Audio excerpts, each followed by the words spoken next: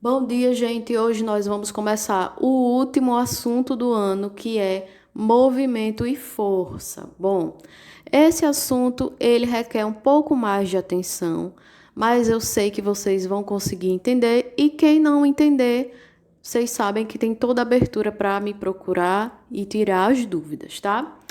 A partir de agora, assistam o vídeo, façam as suas anotações no caderno e depois vamos lá para o grupo do WhatsApp. Se vocês tiverem dúvidas, vocês falam. Quando nós vamos estudar os movimentos, é preciso que a gente entenda uma coisa muito importante que é o referencial. Então, nem sempre a gente pode definir que um corpo ou um objeto ele está em movimento em relação a outro. Por quê? Imagina a seguinte situação: você está lá na Estação Espacial Internacional. Então você está paradinho lá dentro, né, observando a Terra girar. Para você, a Terra está em movimento, né? Porque a gente sabe que a Terra ela se movimenta, ela tem o movimento de translação e de rotação. Agora imagine o contrário. Você está aí na sua casa e aí você olha para o céu e você consegue observar a estação espacial passando. Você está parado, mas a estação espacial está em movimento. Então isso, né, a gente precisa levar em consideração para definir se um corpo ele está em movimento ou não. E isso a gente chama de referencial. Qual é o referencial que está dizendo que determinado corpo está se movimentando? Então, a gente sempre tem que partir do pressuposto de que nem sempre um corpo ele está em movimento em relação a outro. Gente, outro exemplo que talvez vocês entendam melhor é o seguinte: vamos analisar esse homem aí. Ele está sentado observando a vida, né? Quando de repente ele passa a enxergar um ônibus e dentro desse ônibus existem passageiros, obviamente, que como vocês estão vendo aí. Para esse homem que está observando, esses passageiros eles estão em movimento. Mas esses passageiros, eles não se consideram em movimento porque eles estão sentados dentro do ônibus. Então, isso é que define como referencial. Quando a gente vai calcular um movimento, a gente precisa entender qual é o referencial para dizer se aquele corpo ele está em movimento ou não, tá? Então, a área da física que vai estudar os movimentos é a mecânica. A gente não deve confundir a mecânica como aquela pessoa que vai cuidar, consertar os carros. A mecânica, ela vai ser a área da física que vai estudar todos os fenômenos relacionados ao movimento dos corpos. Bom, gente, outra coisa muito importante que a gente tem que entender sobre o assunto, né, do movimento, sobre essa área da física chamada de mecânica, é a questão do deslocamento. Quando a gente fala em deslocamento, é muito comum que a gente se refira a ir e vir, né? Mas na física, o deslocamento ele é visto como uma grandeza que vai possuir direção e sentido, e o seu valor vai ser dado tanto pela diferença entre a posição final e a posição inicial. Professora, eu não consegui entender absolutamente nada. Com esse exemplo aqui, eu acho que vocês vão conseguir entender mais ou menos. Vamos lá.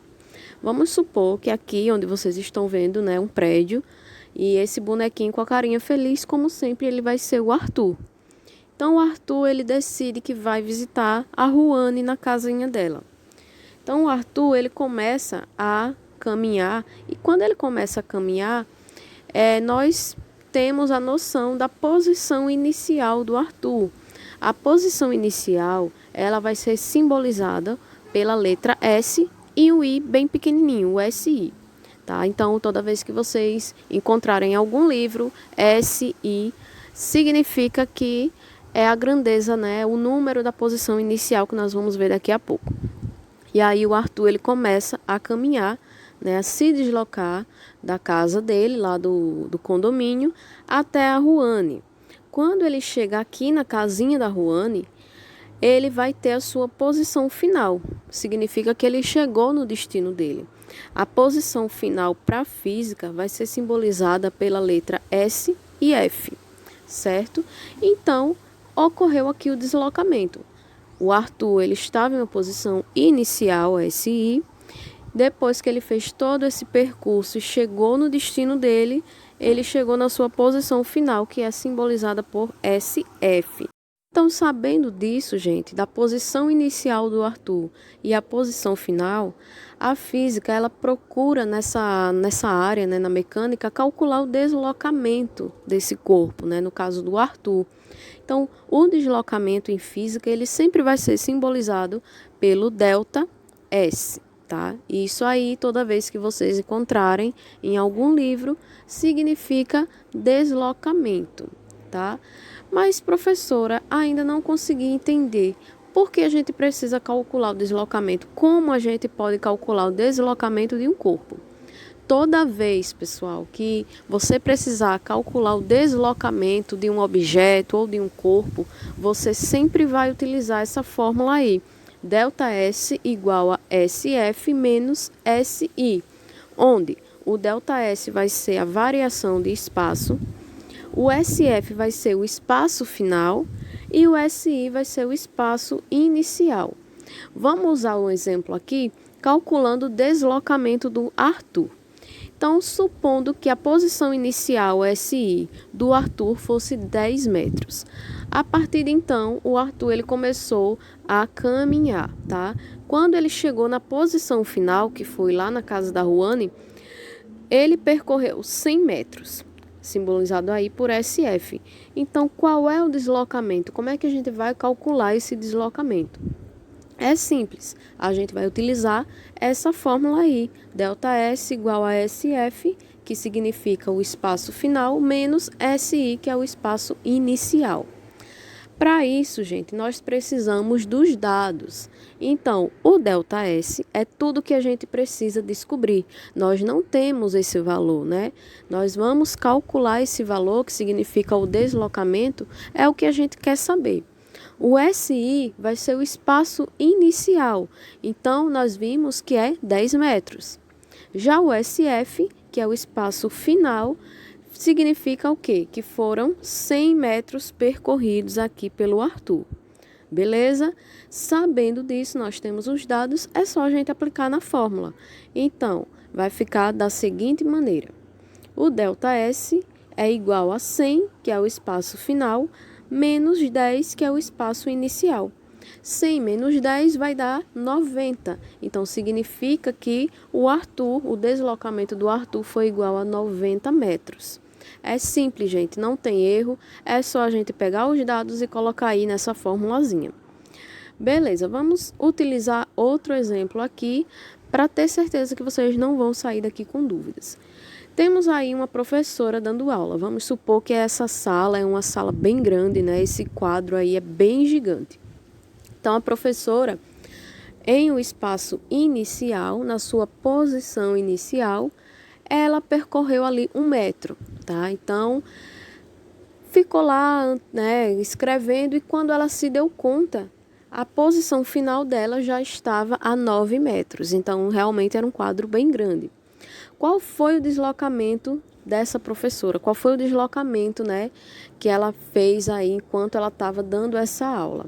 Então, mais uma vez, a gente vai aplicar esses números na fórmula.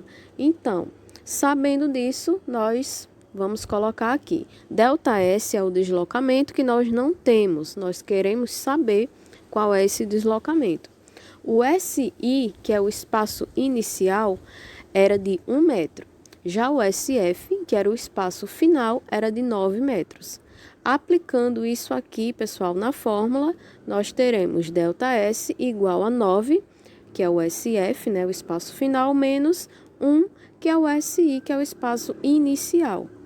Então, fazendo aí essa continha 9 menos 1, nós chegamos aí no delta S de 8 metros. Significa que essa professora, ela percorreu 8 metros aí, caminhando enquanto dava aula ali na lousa, né, no quadro. Gente, esses problemas eles são bem simples. Se vocês não entenderem, não se preocupem que eu vou explicar de novo. Nós vamos para o Meet para eu explicar.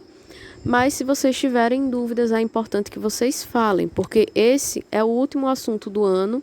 Então, é importante que vocês estudem, que vocês aprendam, porque a prova tá aí e ninguém quer ficar em recuperação, não é isso? Na próxima aula nós vamos fazer alguns exercícios só para calcular isso aí e depois nós vamos corrigir. E é isso, gente. Muito obrigada quem assistiu até